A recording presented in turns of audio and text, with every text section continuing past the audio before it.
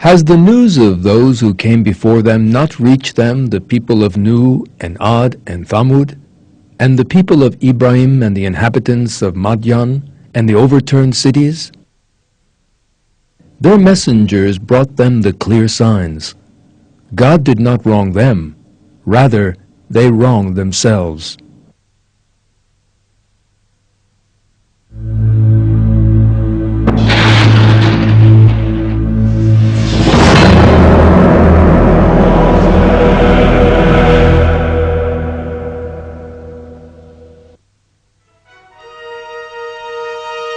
The Great Pyramid, Egypt, 2600 BC.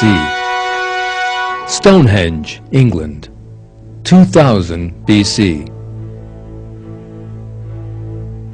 Angkor Wat, Cambodia, 1150 AD. Machu Picchu, Peru, 1470 AD.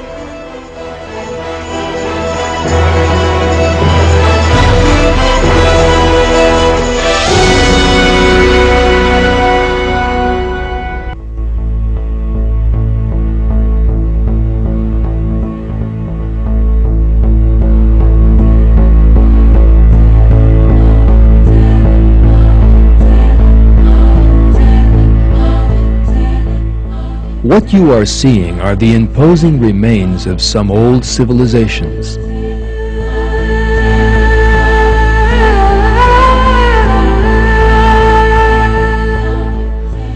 Throughout world history, a great many very different civilizations have grown up, ruled for a while, and then faded away when their time came. The level of craftsmanship reached by some of them is enough to amaze us even today.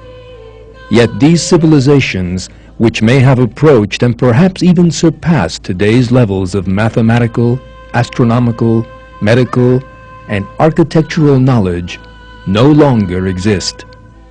The knowledge they had, the unbelievable riches they acquired, their magnificent palaces and temples now stand empty and in ruins.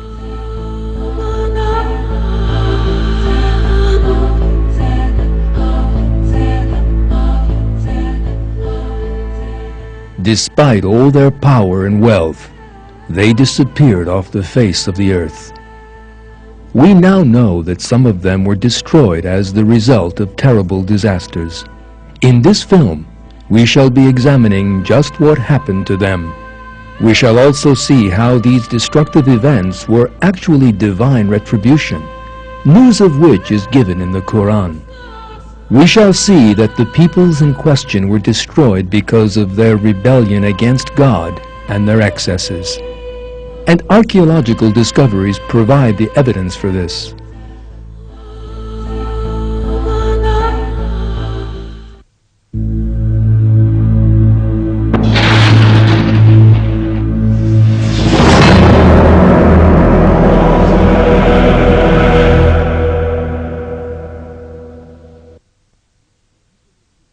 The people of Lut denied the warnings. We unleashed a sudden squall of stones against all of them.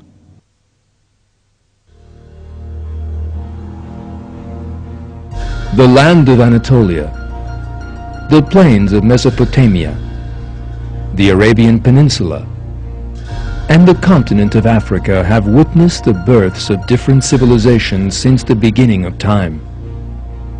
God sent messengers to them throughout history and called them to His path. Those people who refused to believe the messengers sent to them, who tried to kill or exile them, were all destroyed. One of these civilizations was found within the borders of the present-day state of Israel. This people who settled by the shores of the Dead Sea were the people of Lut. According to the Quran, homosexuality was so rife among these people to whom the prophet Lut had been sent that its like had never been seen before.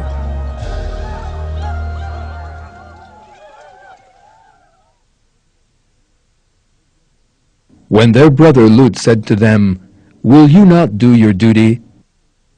I am a faithful messenger to you, so heed God and obey me. I do not ask you for any wage for it. My wage is the responsibility of no one but the Lord of all the worlds. Of all beings, do you lie with males, leaving the wives God has created for you? You are a people who have overstepped the limits."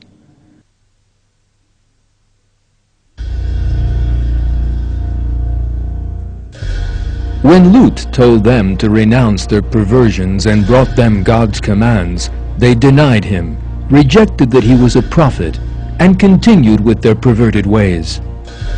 In return for that behavior, they were destroyed in a terrible catastrophe.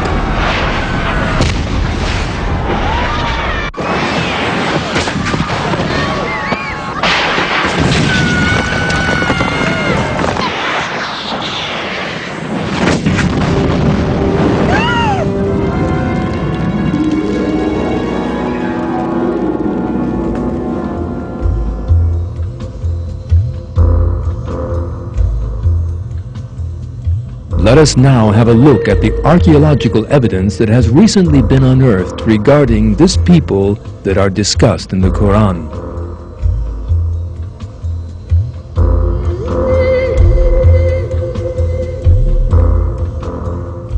When we look at the Old Testament, the holy book of both Christians and Jews, we see that the matter is described in the same terms as in the Quran.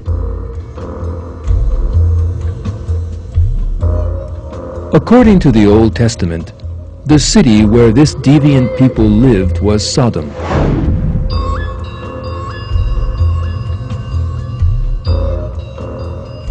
Archaeological discoveries from excavations reveal that the city was built near the Dead Sea, which runs along the Israel-Jordanian border.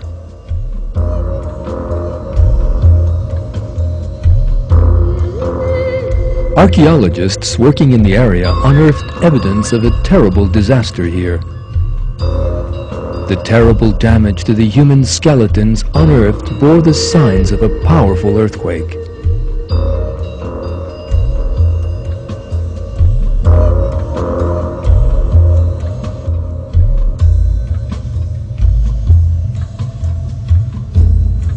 According to the Quran, angels came to Lut and gave him this warning the night before the disaster. They said, "Lut, we are messengers from your Lord. They will not be able to get at you. Set out with your family, except for your wife, in the middle of the night, and none of you should look back. What strikes them will strike her as well. Their promised appointment is the morning. Is the morning not close at hand? When our command came, we turned their cities upside down and rained down on them stones of hard-baked clay, piled on top of one another in layers, each one earmarked by your Lord, and they are never far from the wrongdoers."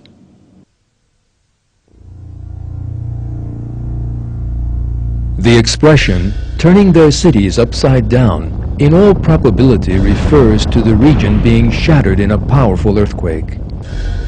According to a news story carried by the BBC under the title, "Scientists Uncover Sodom's Fiery End," the British geologist Graham Harris was one of the scientists to discover powerful evidence on the subject. According to Dr. Harris, Sodom had been built on the shores of the Dead Sea and traded in the asphalt found in the region. This tarry substance was used in ancient times to waterproof boats and to hold stones together in buildings. Yet this settlement area, right by the Dead Sea, also stood on very unstable land. This was the point where two tectonic plates moving in opposite directions met. This was an earthquake zone.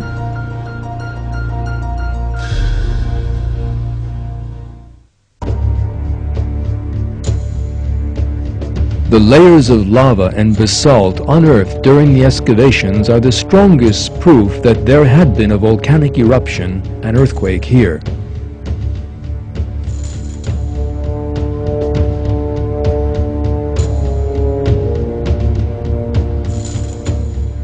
The event described in the Quran in the words, "Rain down on them stones of hard-baked clay," was in all probability a volcanic eruption.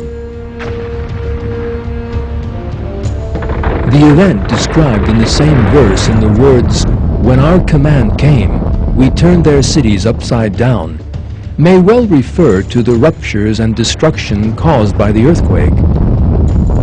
Under the Dead Sea shores lie large deposits of flammable methane pockets. The earthquake would have set these in motion and ignited them. The ground would have turned into a quicksand, and a massive landslide would have swept the city into the water.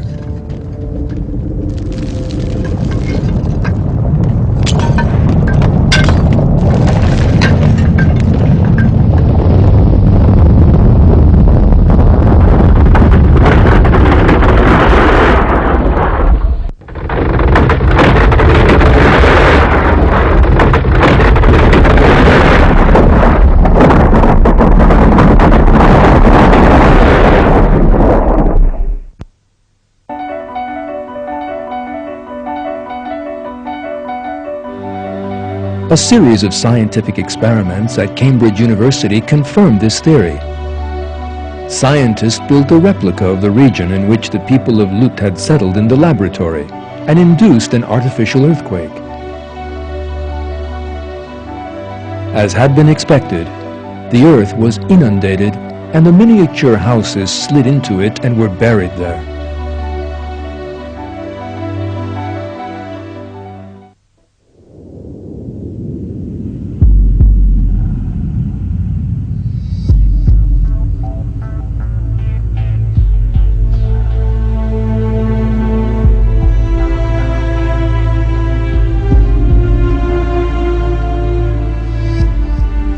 These archaeological and experimental discoveries reveal one important fact.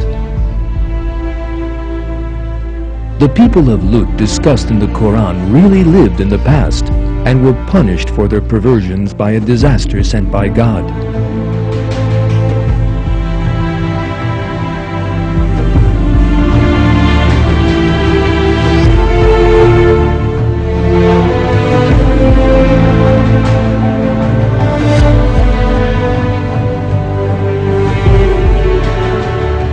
All the evidence for that disaster has today been revealed and is in complete agreement with the account given in the Quran. Once again, the fact is revealed that the Quran is the Word of God.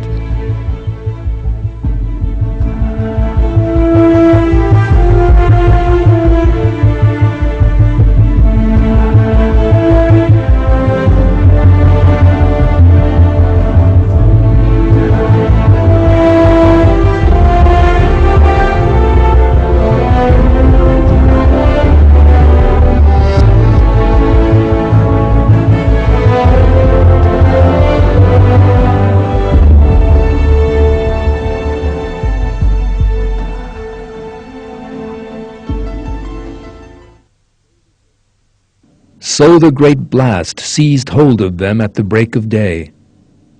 We turned the place completely upside down and rained down on them stones of hard-baked clay.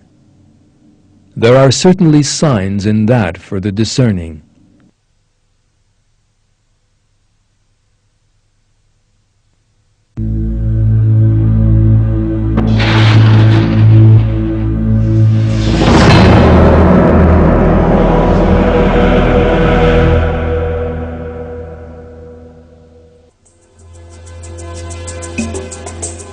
Mount Vesuvius is a symbol of Italy, and especially of the city of Naples. The volcano is also known as the Mountain of Misfortune. There is a good reason for this. A city built on its slopes experienced a similar catastrophe to that which hit the city of Sodom. The name of the city, destroyed on account of its rebellion against God and its perversions, was Pompeii.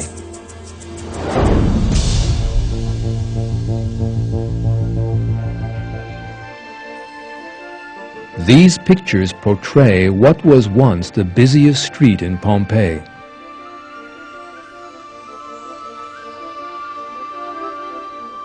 The city was a holiday destination of the high society of the Roman Empire and a symbol of wealth. The architecture of the houses was breathtaking.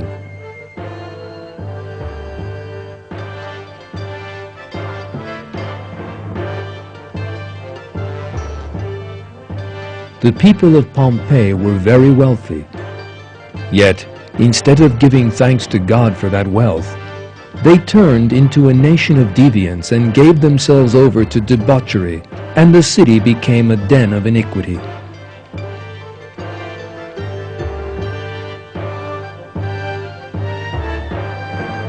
Pompeii was best known for two things. One was the gladiatorial combats organized in the huge arena solely for the amusement of the rich. That savage spectacle had only one rule: to fight to the death.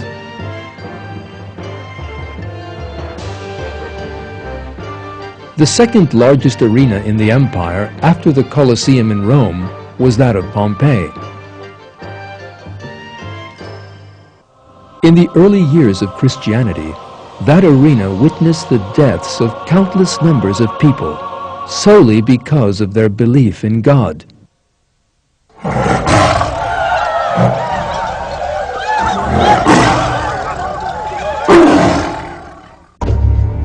This unbelievable savagery came to be the greatest form of entertainment for the people of Pompeii, whose consciences had withered and died.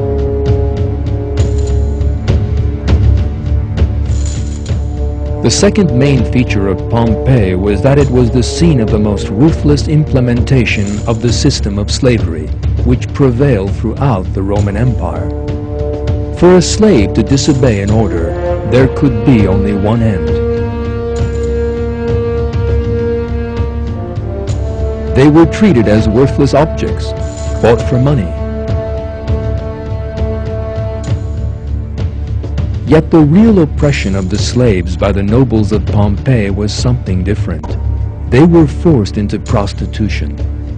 The perverted homosexual relations between themselves among the nobles ended in the rape of slaves no older than children.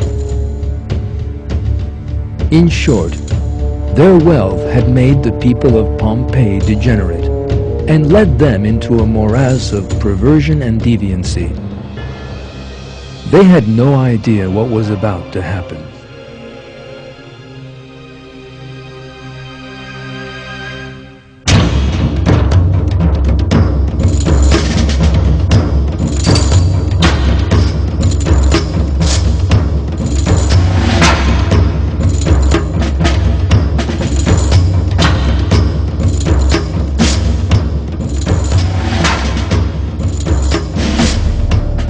The disaster was so terrible that this huge marble bathtub from one of the baths smashed into the opposite wall with unbelievable force, leaving a huge deep scar. In an instant, the lava from Vesuvius wiped Pompeii off the face of the earth. That disaster remained concealed under the ground for the next 2,000 years.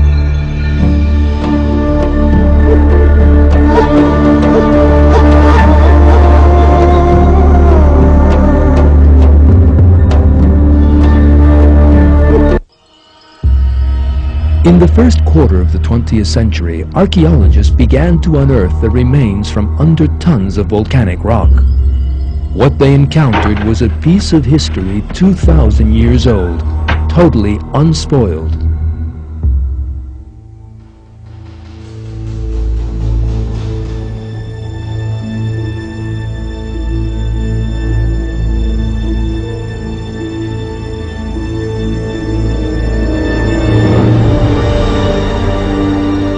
The disaster had struck the people of Pompeii so suddenly that everything stayed just as it had been 2,000 years ago, as if time had stood still.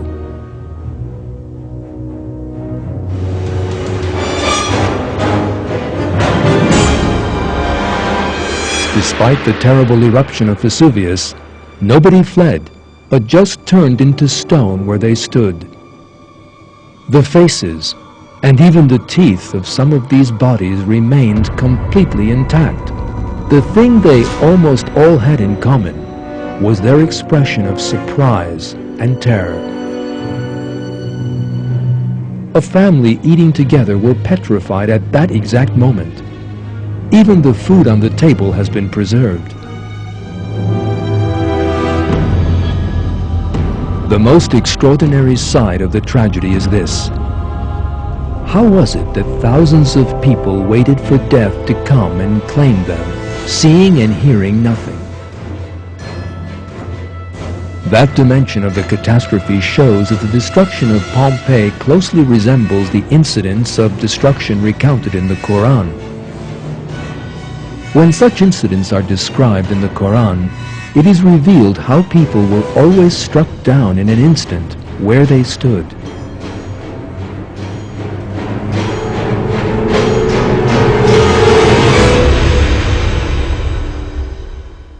It was but one great blast and they were extinct.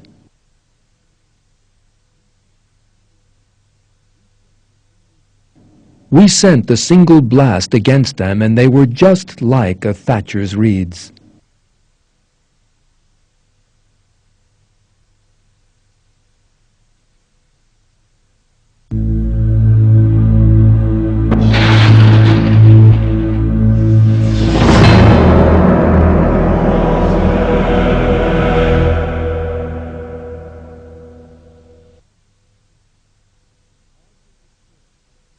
Ad were destroyed by a savage howling wind. God subjected them to it for 7 whole nights and 8 whole days without a break. You could see the people flattened in their homes, just like the hollow stumps of uprooted palms. Do you see any remnant of them left?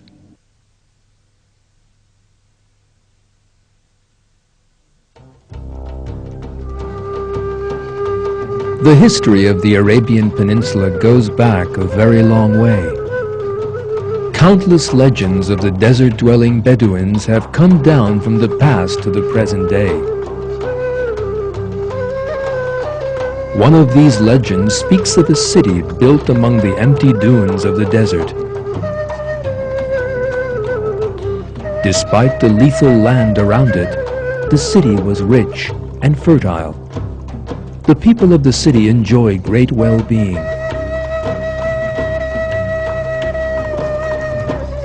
However, according to the story, the people of the city committed a great sin and suffered a great punishment for it.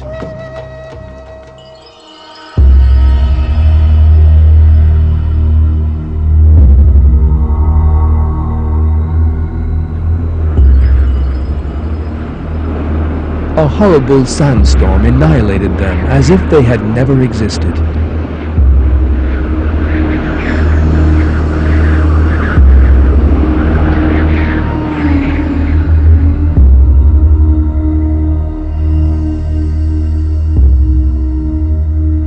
Archaeological research in Oman in the south of the Arabian Peninsula has revealed that this tale is true, not a myth at all, and that the people mentioned in the early sources are the people of Ad mentioned in the Quran.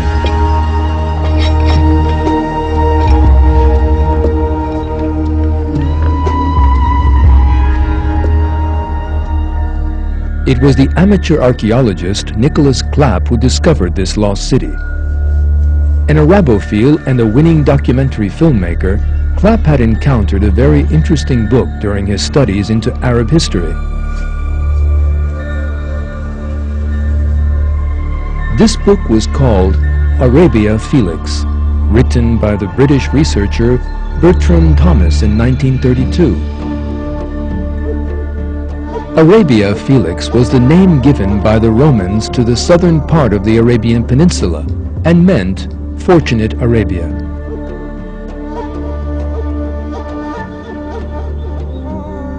The reason for this was that the inhabitants of that region in ancient times used to be known as the most fortunate people of the age. But why was that?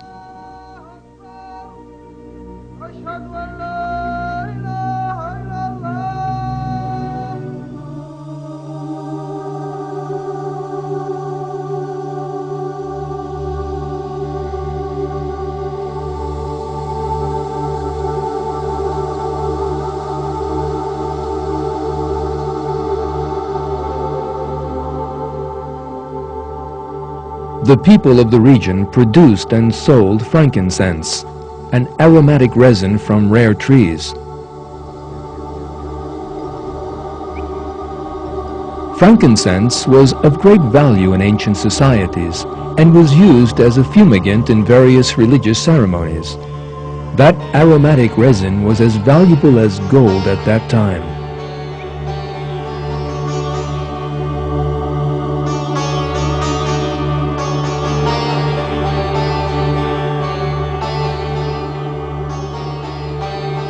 In his book, the British researcher Thomas claimed that he had discovered the traces of one of the fortunate peoples in question. This was the city known to the Bedouins as Ubar.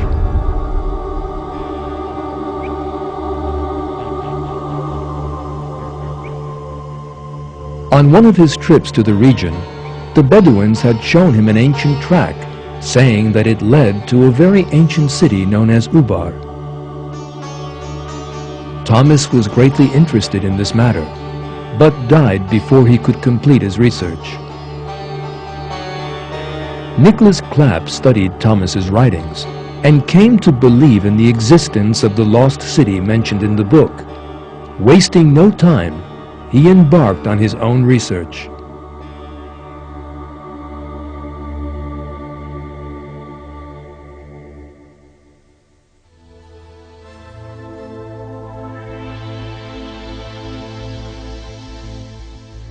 Clapp asked NASA to scan the region by satellite. In the pictures taken from space appeared the traces of a number of tracks, invisible to the naked eye from the ground. Clapp then compared these pictures to old maps and came up with the result he had been expecting. The tracks in the old maps were the same as those in the pictures taken from space. Where these tracks joined was a wide area that was realized to have been an ancient settlement.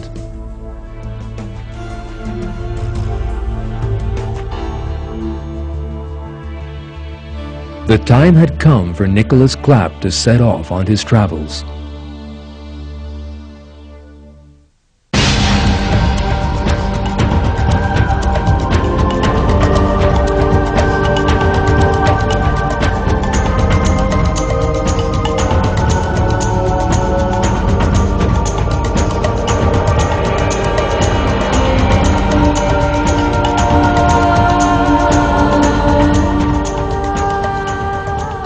It was a long journey, and one full of adventure. As it made its way through the endless dunes, the research team from time to time made use of the latest technology.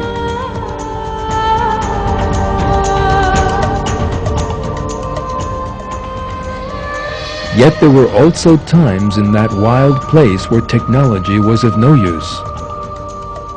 Eventually, Clapp and his team arrived at the historic remains they hoped would be those of the city of Ubar.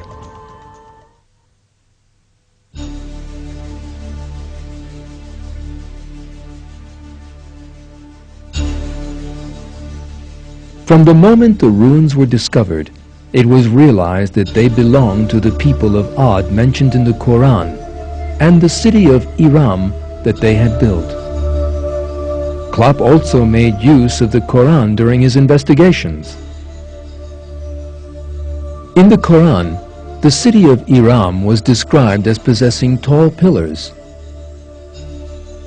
Yet the Arabic word used for pillar also means tower. In other words, the feature of the city described in the Quran was that it possessed tall towers. The traces of these tall towers duly emerged during the excavations. Thanks to the use of three-dimensional graphic technology, scientists were able to reconstruct them. Dr. Zarins, a member of the research team that carried out the excavations, stated that it was these towers that distinguished this city from other archaeological discoveries and confirmed that the site was the city of Iram, which had belonged to the people of Ad, mentioned in the Quran. Do you not see what your Lord did with Ad of the city of Iram with lofty pillars, whose like was not created in any land? Ad denied the truth. How terrible were my punishments and warnings! We unleashed a howling wind against them on a day of unremitting horror. It plucked up men like uprooted stumps.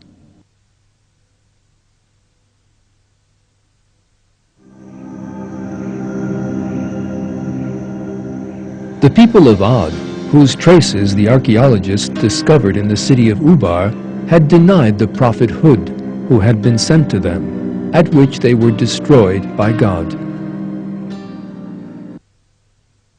When they saw it as a storm cloud advancing on their valleys, they said, "This is a storm cloud which will give us rain." No, rather it is what you desired to hasten, a wind containing painful punishment.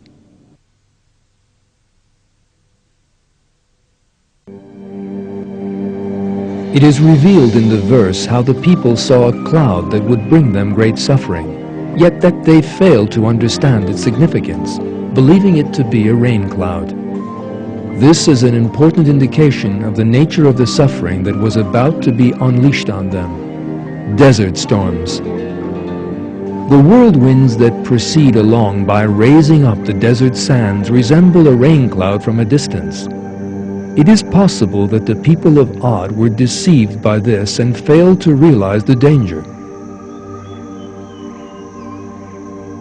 In fact, Ubar, the Atlantis of the sands, was unearthed from beneath a layer of sand several meters thick. As revealed in the Quran, the storm lasted 7 days and 8 nights, depositing tons of sand on the city and burying its population alive.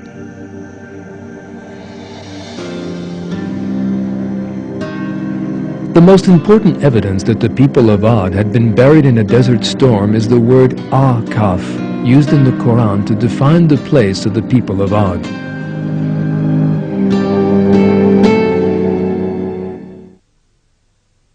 Remember the brother of Ad when he warned his people by the sand dunes, and warners passed away before and after him. Worship no one but God. I fear for you the punishment of a terrible day.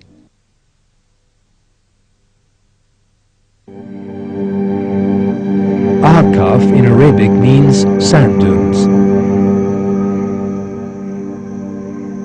This shows that the people of Ad lived in a region full of sand dunes, so it is quite natural that the city should have been buried in a sandstorm.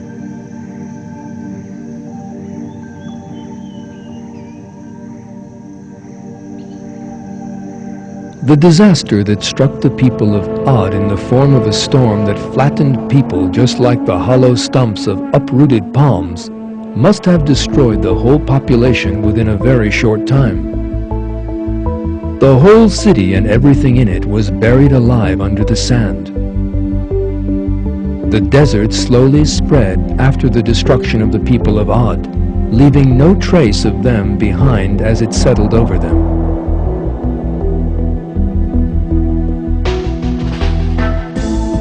In brief, historical and archaeological discoveries prove the existence of the people of Ad and of the city of Iram with lofty pillars, as mentioned in the Quran, and that they were destroyed in just the same way that the Quran relates.